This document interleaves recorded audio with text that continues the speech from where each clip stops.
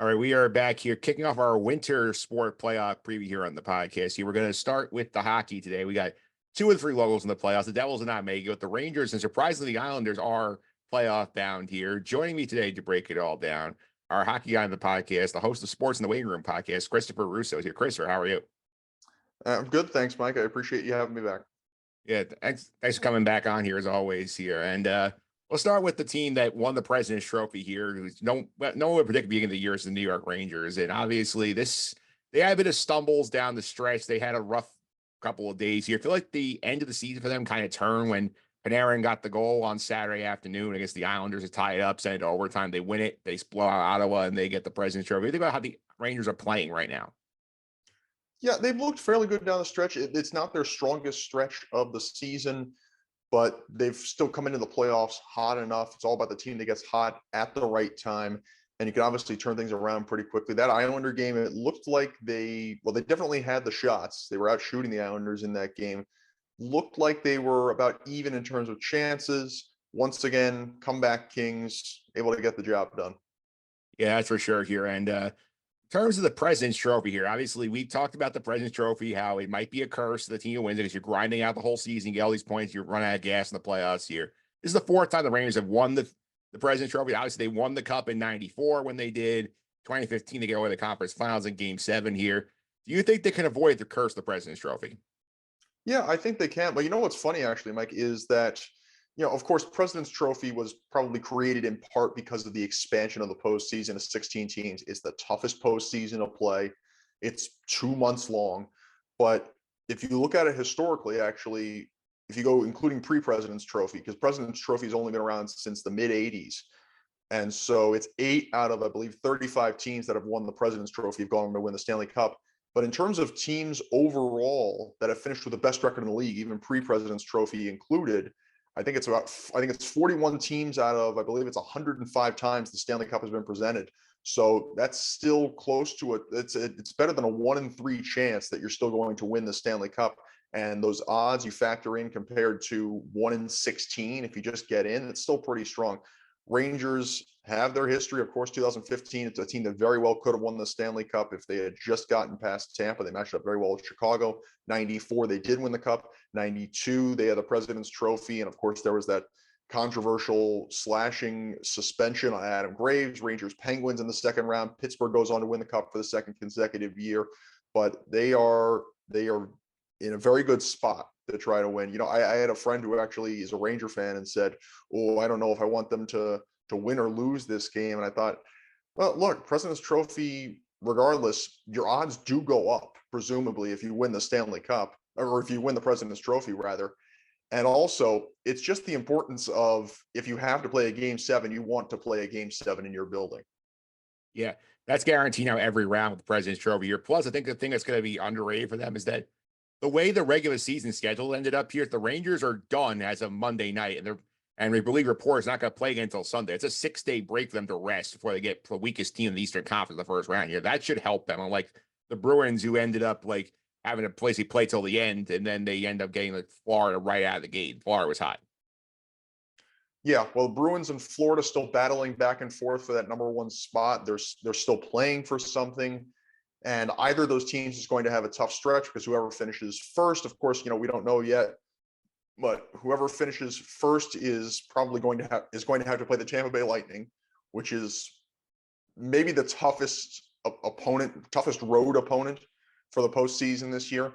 And then you have whoever doesn't win or whoever doesn't get the 1 seed is going to end up playing Toronto. That's also a very difficult opponent, maybe not historically as much, but still in terms of teams you do not want to face, Toronto Maple Leafs are up there.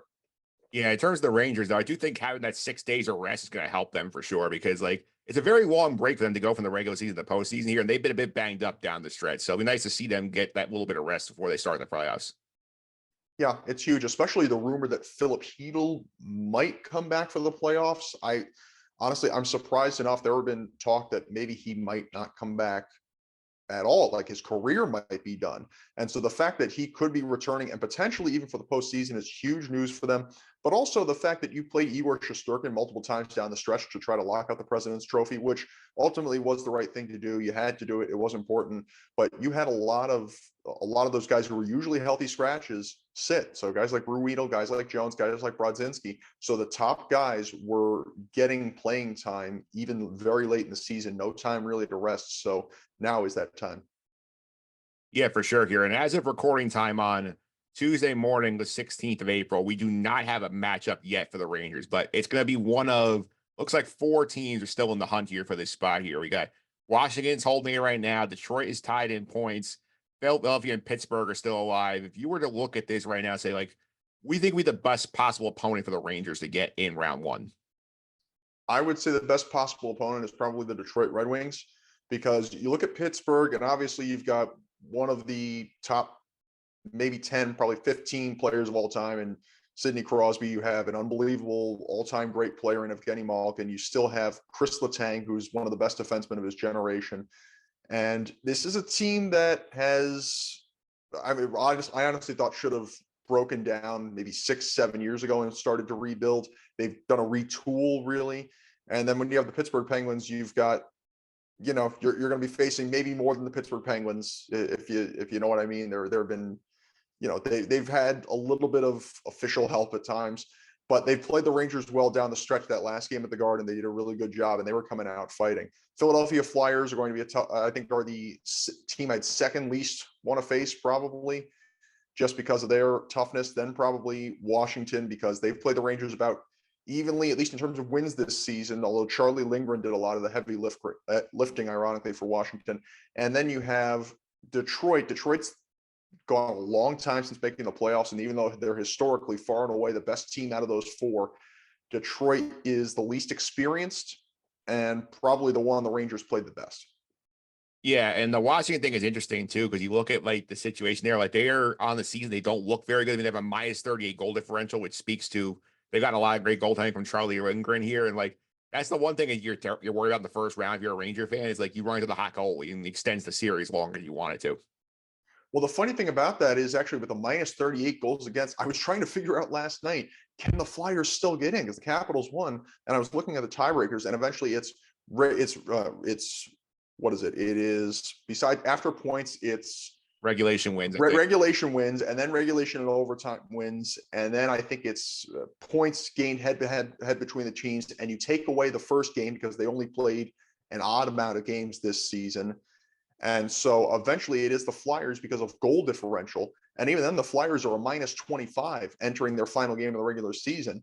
And so it's just really a mess, but it's the fact that the Capitals have been so much worse in terms of goal differential that could lead to their downfall if they do not beat the Flyers. I mean, they can get a point and still get in, but they would need help from Detroit and Pittsburgh anyway.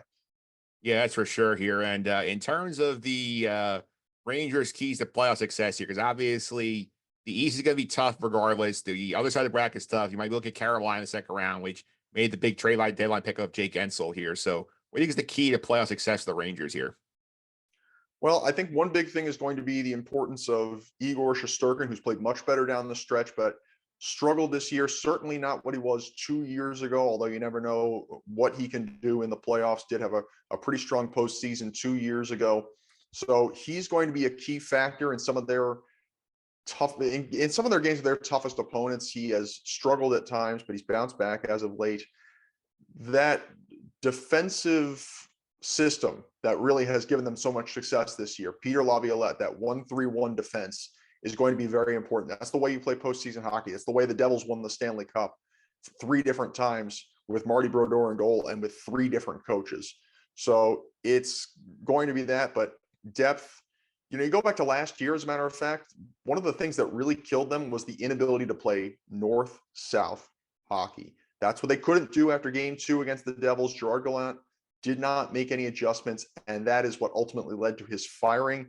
That was the one downfall for someone who was otherwise a pretty strong coach with the Rangers, but it's their ability not to just be ridiculously skilled, but just to be smart, play north-south hockey, have good hockey IQ. That's going to be their biggest key. Yeah, I think also you want to see more out of Panarin in the playoffs that he's giving you the last couple of years, because after I think the first series of 2 years ago, he really has not been a big playoff factor in terms of scoring. Well, that Devils series last year, he was probably one of the scapegoats, and rightfully so, because when I talk about North-South hockey, it was trying. Panarin was the one in particular who was really trying to be too skilled, just trying to stick handle defenders out of submission, but really he just stick handled himself into trouble, and that's what kept creating offsides at the opposing blue line. So that is really what hurt them last year. Yeah, for sure. Here, let's go to the other team in town made the playoffs here, the Islanders. And we talked a few weeks ago after they fired Lane Lambert, bringing Patrick Waugh. They had the disastrous game at the Stadium Series here. Somehow this team gets hot down the stretch. They win like 7 of 8 to 8 of 9 to get in the playoffs here. They take advantage of the losers' point. They have 16 overtime losses to push them in ahead of the slow speed bumper car chase to get the third spot in the Metro, which is not how it usually works here. We think about how the Islanders got in. Yeah, it's interesting to see the Islanders get it, and with rather few points too, because you think about so many teams that have finished with over 100 points, especially last year, and the Islanders are at, I think, 92 with a game left, but they've still ultimately clinched. So it's been a more top-heavy conference this year, but all you have to do is get in. And the Islanders are a team that is built for postseason hockey. They've been much better down the stretch. I thought after the Stadium Series, oh boy, what is this team headed for? But obviously, they played really well against the Rangers in most of that game. They were up 4-1. They really outplayed them to that point. But the Rangers came back. The Islanders struggled down the stretch, and they have figured things out, at least to a certain extent. Patrick Waugh is ultimately a good coach. He does rile people up quite a bit, but sometimes that's something you really need. The Islanders have played well, done well enough to get into the playoffs, and the truth is, playing the Carolina Hurricanes, as a team they have some postseason experience with, they haven't beaten in those couple of times they faced them in the last few years. But this is a team that they have taken pretty deep. This is a series that honestly could go 7 games. And the Islanders, although they are up there in terms of age, they're kind of like Pittsburgh, as a matter of fact. They're up there in terms of age for most of their top guys. But this may be their last opportunity within this window. And this is a team that very well could win the whole thing. Yeah, that's for sure. Here, this Islanders Hurricanes here might be one of the best of the first round here because obviously Carolina, a lot of people have pegged them as the East favorites after the Gensel trade. They think they're better than the Rangers. The one time they played post deadline, Carolina beat them. I do think it's interesting here with this series where the Islanders are everything with house money. Nobody really think they're going to be in this series, but with the potential hot goalie in Sorokin, with the experience they have, like they could make life very difficult for the Hurricanes. Yeah, they certainly can. Look, the Islanders have always had a very good defensive scheme in this era with this, Barry Trotz into Lambert, into Waugh, this whole group under Lamoriello. It's been a very good defensive scheme, very similar actually to that Devils squad, as a matter of fact. But they are very good on the forecheck. That's always been a key thing. They are especially good on the forecheck. They're anchored by that top line. They are anchored by Matt Barzal, offensively speaking. And the truth is, and this is what's hurt Carolina, this is what has kept Carolina from winning the Stanley Cup. They do not have the best goaltending. They got good goaltending, but not goaltending that can really keep you from losing a series. Not necessarily even win a series, but keep you from losing a series. We saw that 2 years ago in the Hurricanes Rangers series. We saw that last year, Hurricanes against Florida in the conference final. And this is a team that you would think at some point probably should have won the Stanley Cup already. But Ilya Sorokin, far and away the better goaltender out of the two. And you mentioned it, a goaltender can steal you a series. Yeah, that's for sure here. And in terms of the Rangers, like back again for a second here, like obviously the East is a beast because you have a lot of top heavy teams here. You're looking at potentially Carolina or the Islanders, they get out of the first round, which we expect they will, considering the real opponents they're playing here, what they've played all year. The other side of the brackets, Boston, Florida, Toronto, Tampa, 3 teams over 100 points, and the Lightning, who have won multiple cups over the past like 5 to 7 years. So who do you think with the most difficult possible draw for the Rangers here if they advance? Florida Panthers, no doubt. Why is that? Well, Florida's the team they have not been able to match up with. They did ultimately win 1 game against Florida this year. That was the last game they played against them. It was at the Garden. It was a shootout win. It was another comeback victory. But the first 2 games they played against them, they struggled quite a bit. The first game down in Florida, I believe, was a 5-3 Florida win, including an empty netter. The second game was at the Garden. It was including an empty netter, although Igor Shesterkin let up a pretty bad goal that made it 3-2 Florida. So that's why I say one of the big things is Igor Shesterkin playing up to the level that he should be playing at. And I think the Florida Panthers are the one team that will probably give them the most fits. You've seen it in the last few years that, when the Rangers were making their runs, who's the one team they did not want to play? Well, if you go back a little further, 2015, the one team they did not want to play going into the playoffs was Tampa Bay. That's the team they matched up worst with. They ended up losing to Tampa Bay in the conference final. The year before that, honestly, the team they did not want to play. Well, first off, the team they didn't want to play when they ended up going to the final was the Bruins, and they lucked out in that Montreal beat Boston, but then they ended up playing another very physical team in the Kings, and they lost that series despite making it close within those games. And then even 2 years or last year, rather, the last team they wanted to play in terms of matchups was the Devils. The Devils outplayed them in all 4 of those games. They were the much stronger team in the regular season. And despite going down 2-0 going to the Garden, Devils still came back and won that series. So Florida is the team you do not want to play if you're the New York Rangers. Now, I will say Carolina could be very tough. Bruins could be tough. The Leafs, even Tampa Bay had that game earlier this year with Braden Point's 5-point game with the hat trick against the Rangers.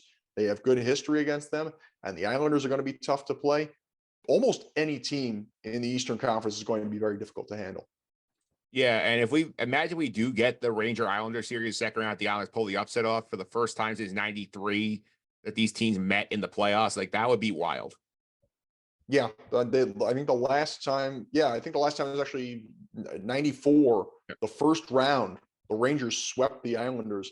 And it's remarkable to think with the history between those two teams, the Islanders dominated the Rangers in the early 80s, had to go through them 3 different times en route to 3 of their 4 Stanley Cup titles, and then beat them again in going to the final in 84. It's remarkable to think that these teams have not faced each other in 30 years, but you know what? It would be a probably a very long series.